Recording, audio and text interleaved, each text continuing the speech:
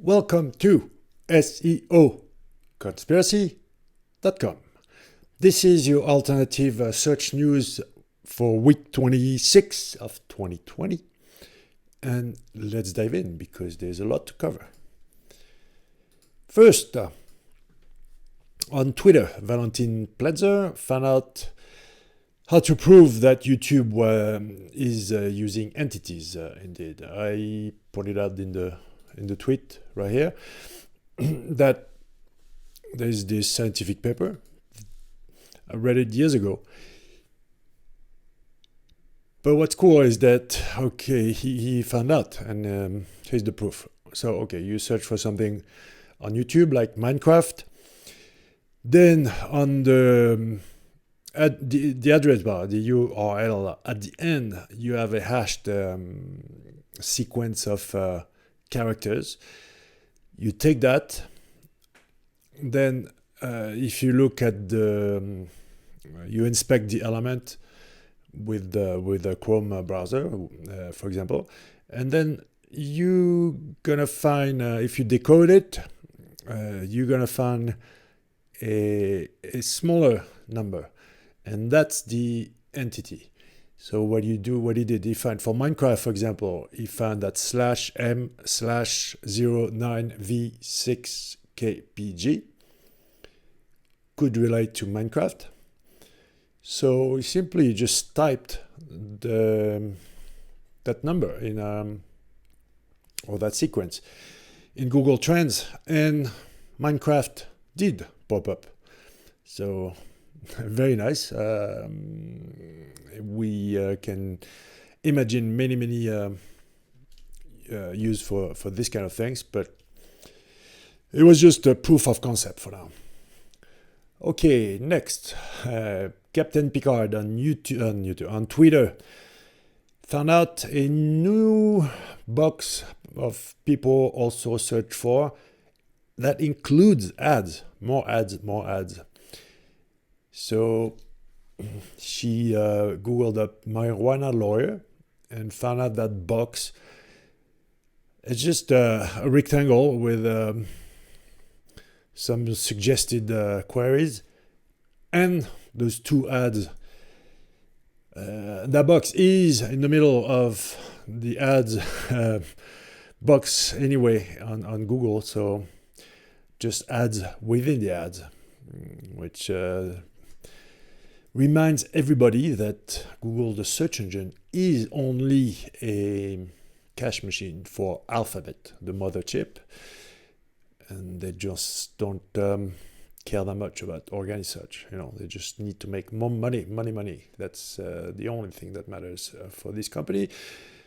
So don't think for 1 second that our job as SEOs is going to get easier, especially on mobile.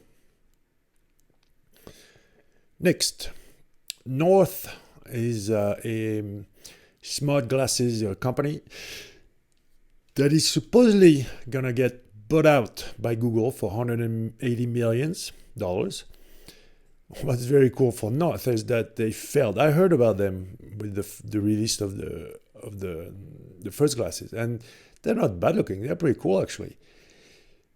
They're definitely cooler than the Google Glass. Remember them? They look like normal, trendy type of glasses.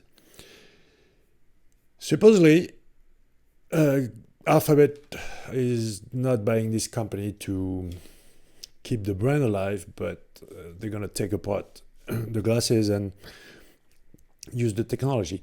The advantage in buying North is that they've been doing this for a little while. They didn't succeed, but it's 2.0, version 2.0 of the glasses. So while the other ones are still on version 1, this is the future, guys. I mean, we're going to be streaming 24/7, and augmented reality is going to replace our smartphones. At least that's what I believe. We'll see what the future holds for us, but remember that you heard it first. If one day everybody is wearing this kind of glasses and that everybody's all interconnected. Speaking of connection, Starlink by Mr. Elon Musk is asking for your email, your zip code, and your country. And when the service will be available in your area, you will be able to try it. What is Starlink? Well, Starlink is the satellite internet network by Elon Musk. He sent over 500 satellites in space, and they want to bring internet to the entire world. Very cool. We'll see how it goes, but I'll definitely check it out.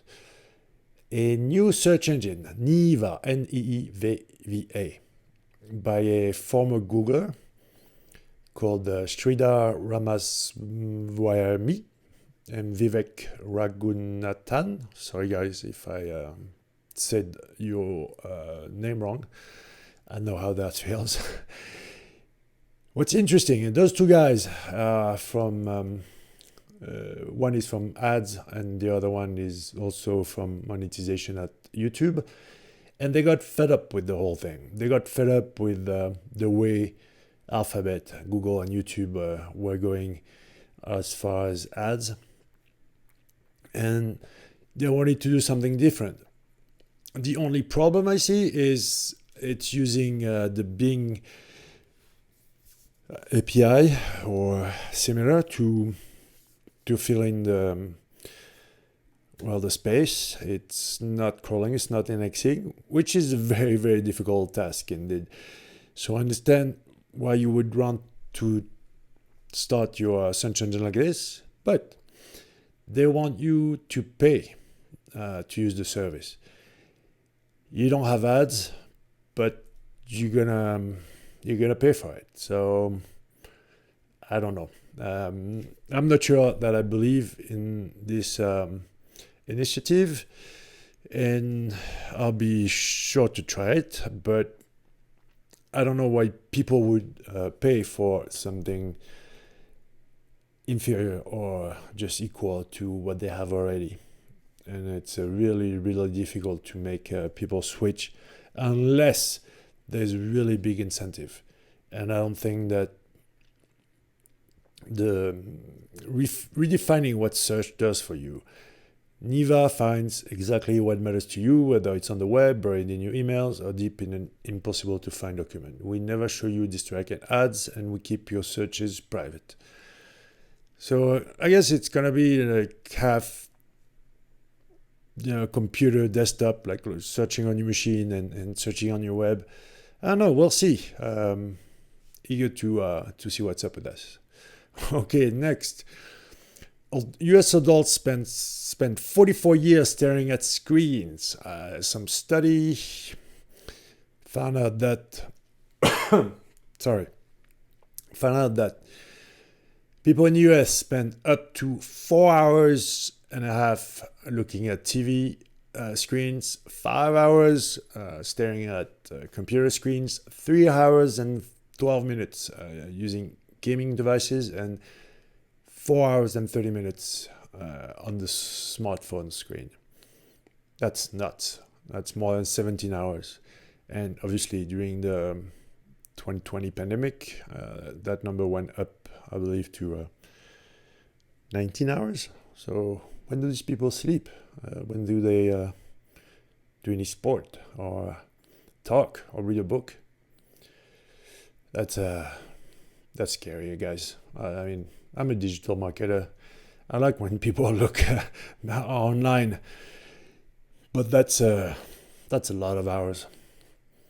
Okay, next. Facebook is having a hard day because big brands like Coca-Cola, Honda, Hershey's banning ads for 30 days, I think, in the name of Stop Hate for Profit. That's a move suggesting that Facebook is not transparent enough about how some I guess right-wing organization are able to have hate speech ads or even post up on Facebook, and that Facebook is not doing enough. It's a good thing. As a marketer since 1994, one of my rules is I never get involved, or I always advise my clients never to get involved in politics or religion related topics. Not that it's not possible, and some brands have done it very well, but it's difficult. It's very difficult, even if the mission is a good one. And stop hate and racism is a very good message. It's always very, very delicate to do it. You're on a fine line, because are you doing it for attention? Are you doing it really because you believe in the message? Very complicated. But Facebook might lose money. I heard about $2 billion. That's quite it's not pocket change, but on Facebook's level, whatever. It's just 1 month where some big names withdrew the ads budget, but I believe they can take the hit. Now, Google News Initiative, a new licensing program to support the news industry. That's really, really funny because they've been pouring in money into news organizations all over the world, because news companies are starving. They are dying. Why are they dying? Because of the web, because of Facebook, because of Google News. And so it's nothing new. They're just doing some new stuff, but I don't see what's different between what they were doing before and now. They're just advertising it. They funded more than 5,300 local publications, and that was just during the COVID-19 pandemic, and they gave 15 million to a support local news campaign. That's a lot of money, guys. If the news industry doesn't find a solution on its own, how do you want to survive by just having governments and companies like Google giving you money? If your business model doesn't work, you need to adapt. You adapt and die. That's the way I do it. That was my only path in business. So I guess it's cool. It's cool if you get a paper and Google or government or others are giving you money, but it says a lot about your business model, and are you made to survive? I don't think they are. I think the news industry is doomed to fail. It's failing already.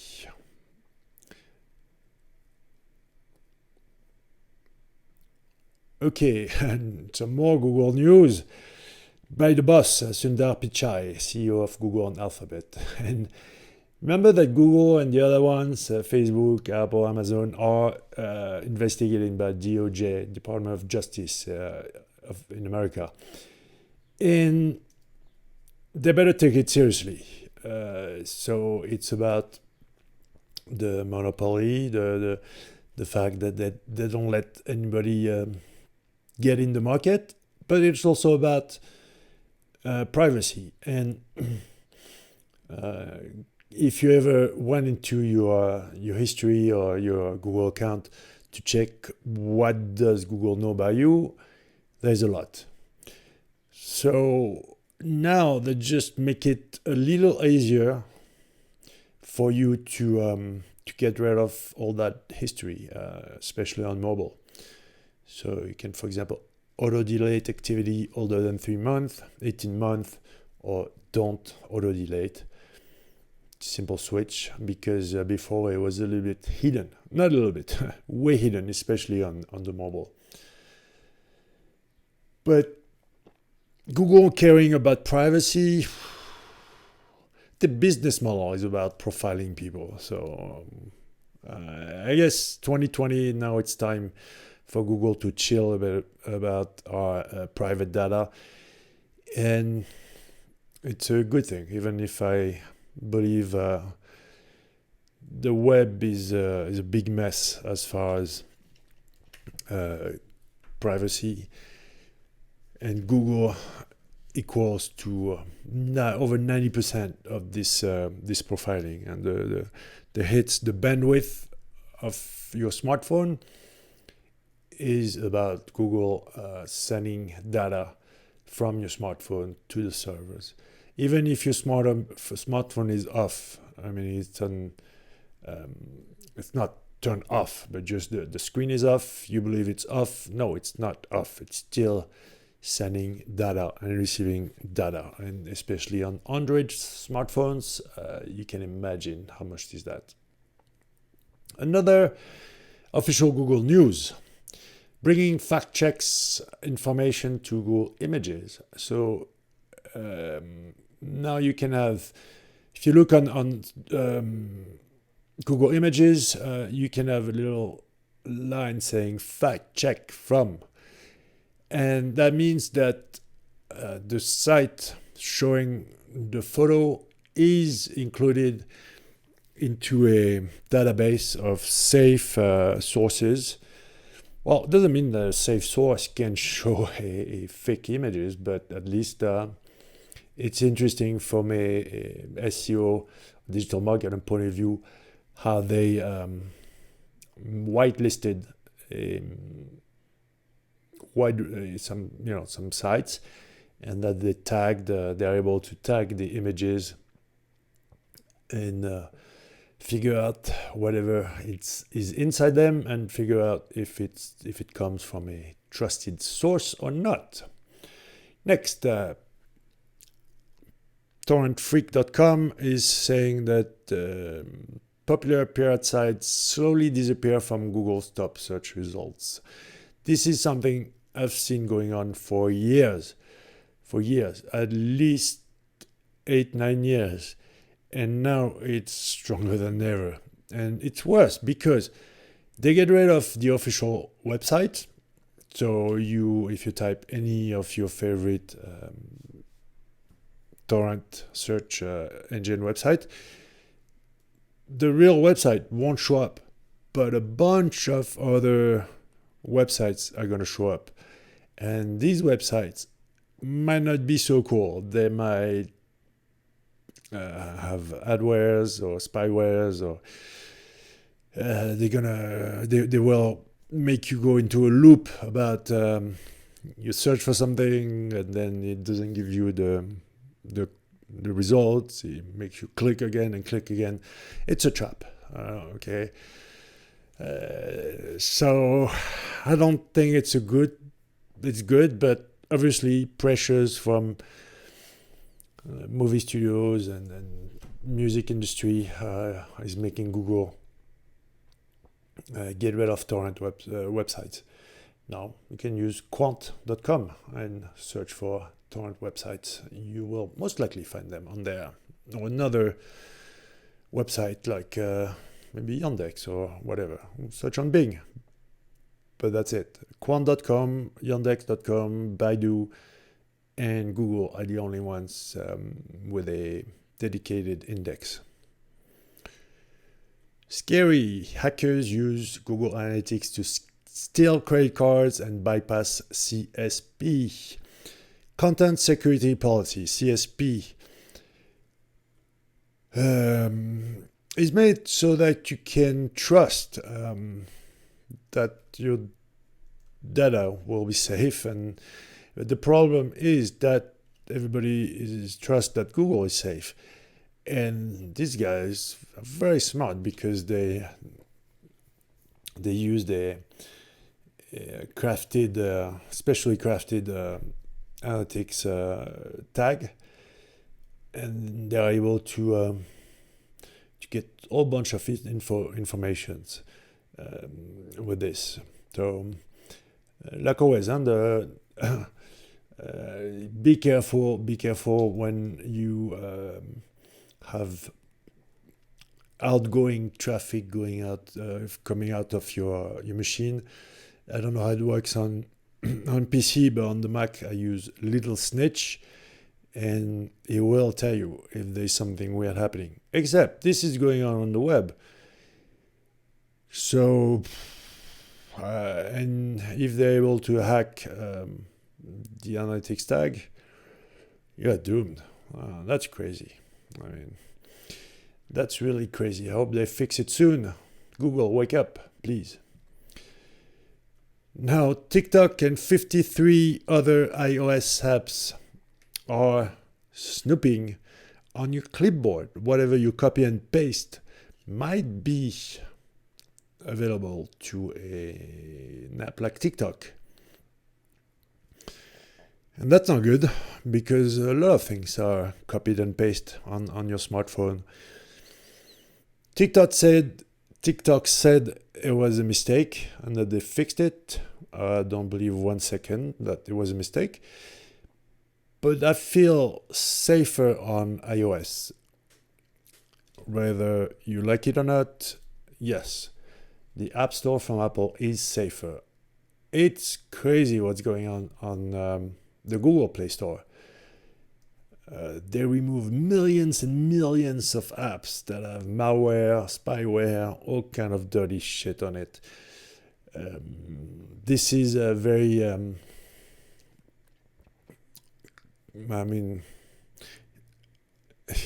it's sneaky what they did. It's definitely sneaky, and I don't feel that we can trust anyone now. It's definitely becoming a dangerous world when I see all this post about the problem of securities online. I think I should stop reading it, but if I stop reading it, it doesn't mean the problem is going to go away. Okay, last but not least, TikTok ads is coming. TikTok for business. Don't make ads, make news. 2 years. It's been 2 years since the official